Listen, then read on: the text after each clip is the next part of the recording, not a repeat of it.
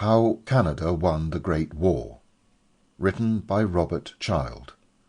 Narrated by Colin Mclean. Chapter 1. July 1st, 1918, Tank, France. Rising mirage-like in the July haze from the battle-scarred Western Front, a simple playing field and grandstands stood as an oasis of sanity and symbolism. A nation, before the war deemed not deserving of the title Allied Power, boldly invited the world to its Dominion Day party, and they came. The Prince of Wales, the Duke of Connaught, American Commander-in-Chief General John Pershing, British Commander Douglas Haig, and Allied Supreme Commander Ferdinand Foch.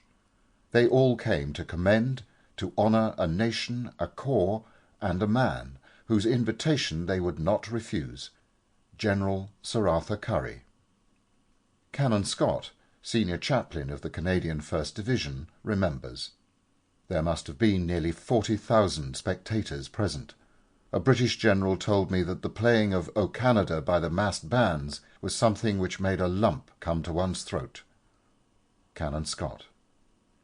Dominion Day 1918 was as much a tribute to recent Canadian military triumphs as it was the de facto passing of the baton and the burden of spearheading the final Allied offensives on the Western Front.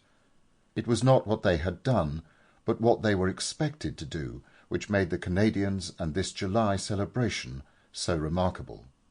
German forces just 4 months earlier, in March 1918, had overwhelmed the British on the Canadians' left and poured south. And on the Canadians' right they had overwhelmed the French and had poured west. General Sir Arthur Currie, commander of the Canadian Corps, instinctively knew why the Canadian position had been left untouched. "We've beaten them every time we've fought them. Why would they attack us?" General Arthur Currie. As boastful as General Currie's declaration sounded, it was in fact true. A succession of Canadian military triumphs had led to this extraordinary day honouring the accomplishment of not an army, but a corps comprised of just 4 divisions. Arthur Currie, the man at the centre of this celebration, was as unlikely a candidate for war hero as ever set foot on a parade ground. Physically unfit and a failure in business before the war, citizen soldier Currie, after having commanded no more than 400 men during peacetime, had risen from relative military obscurity to command of the elite fighting machine on the Western Front, the Canadian Corps. His ascension through an unparalleled string of military successes was a feat most professional soldiers in the British Army would not equal. He often stated, everything he learned of war was from fighting the present one, and ironically, inexperience became the foundation of his success. Original thought and stubbornness both endeared and infuriated his superiors, but they came to believe, based on his strategic triumphs, that he had a gift that Napoleon had long ago recognized as vital in a good soldier, coup d'oeil, battlefield, intuition. He could read the ground to his own tactical advantage. 19th-century military historian Karl von Clausewitz further defined a commander's coup d'oeil as having 2 distinct qualities which are indispensable.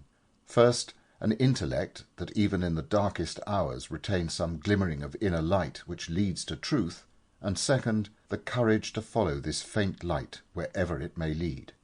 Germany's first push through Flanders, Belgium, in 1914 brought Britain into the war and in turn, as a member of the Empire, Canada.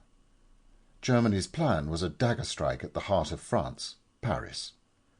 The First Battle of the Marne in mid-September 1914 halted the German advance and the war of movement on the Western Front.